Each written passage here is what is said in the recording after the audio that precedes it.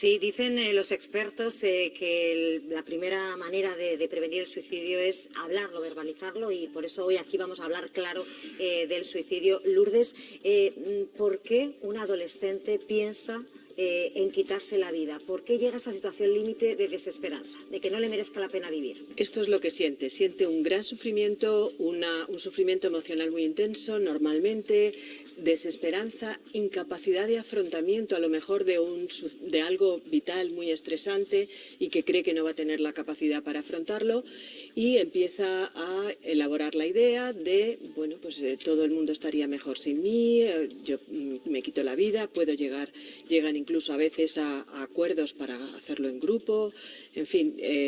Pero la base está en el sufrimiento y la desesperanza. En muchas ocasiones lanzamos el mensaje de que los niños tienen que hablar, tienen que decir lo que les pasa. En este caso estaban las dos niñas en tratamiento psicológico, pero no fue suficiente.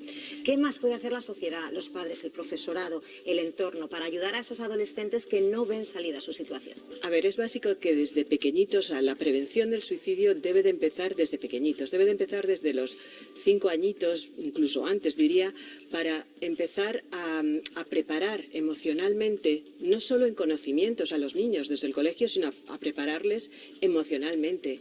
A ver, las dificultades de la vida nos van a aparecer a todos en algún momento, lo que no sabemos es cuándo. Entonces, tenemos que también aprender a afrontar dificultades en la vida, frustraciones, situaciones difíciles, y claro, cuando a lo mejor, bueno, pues las circunstancias no me pillan y no estoy preparado para ello, pues efectivamente puedo llegar a problemas de ideación suicida. Lourdes, ¿cuáles son las señales de alarma que los padres, las madres, los profesores pueden ver en un niño con pensamientos suicidas?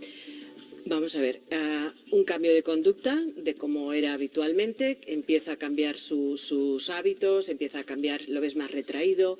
No es normal que un niño esté llorando todos los días, por ejemplo, que no tenga esa alegría de vivir, esa despreocupación normal con la que vemos a nuestros hijos. Entonces, todo eso nos tiene que ir dando pistas de que ahí está pasando algo.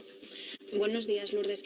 A raíz de la pandemia se han incrementado los problemas de salud mental en los niños, en parte también por las redes sociales, ¿no? Porque el bullying, que es una cosa que ha existido, el hecho de que esté también asociado ahora a las redes sociales hace que no solo el colegio sea un entorno hostil, sino que cuando ese niño llega a su casa, ese acoso, ese bullying continúa a través de las redes sociales. ¿Cómo encarar ahora con las nuevas herramientas que hay, que pueden ser también un desafío, pero una oportunidad para los padres? ¿Cómo afrontar eso desde casa?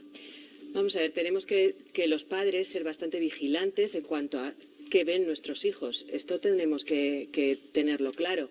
A veces, por respetar su privacidad, no entramos a ver, pero la verdad es que deberíamos estar mucho más atentos a todo lo que llega, porque efectivamente, como dices tú, ya no es solo el entorno escolar o el del barrio, es que llega hasta la casa, es que llega a su habitación y lo vive de una forma muy personal y muy interna, y a lo mejor no lo cuenta, se pone una careta, pone buena cara, pero realmente está sufriendo mucho. Sí, Lourdes, a mí me gustaría en relación a este caso saber más sobre cómo sufre un menor que está en un proceso de transición, como era el caso por la información que tenemos, que no es aceptado por su entorno.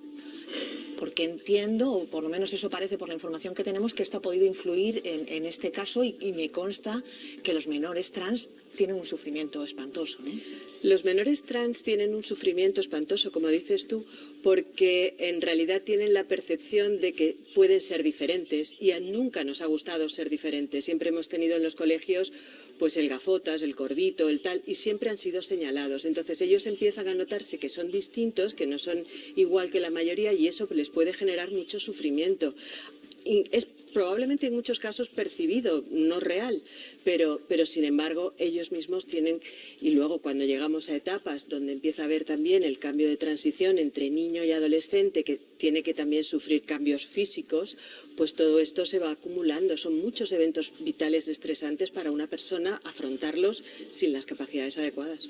Lourdes, yo quería preguntarte por las otras víctimas de estos casos. Hemos hablado, y tú lo has dicho, es decir, que un menor normalmente todavía no ha afrontado las dificultades en la vida para tomar una decisión tan drástica en la vida. Pero, ¿y los padres? A los padres que se les va a un menor de esa manera, ¿cómo gestionan eso que los psicólogos llamáis el duelo? ¿Cómo sobreviven con ese dolor en vida? Estos padres están afrontando el duelo más difícil que tiene un ser humano, que es la pérdida de un hijo. Y en estas circunstancias tan traumáticas, más todavía. Estos padres, el sufrimiento que tienen es enorme y van a tener que tener apoyo psicológico durante bastante tiempo para poder elaborar esta situación de forma... muchos recursos de afrontamiento tiene que tener la persona para poder elaborar normalmente un duelo como este tan traumático. Desde luego, igual que todos los niños de la clase, su entorno, todo el mundo tendría que tener un cierto apoyo.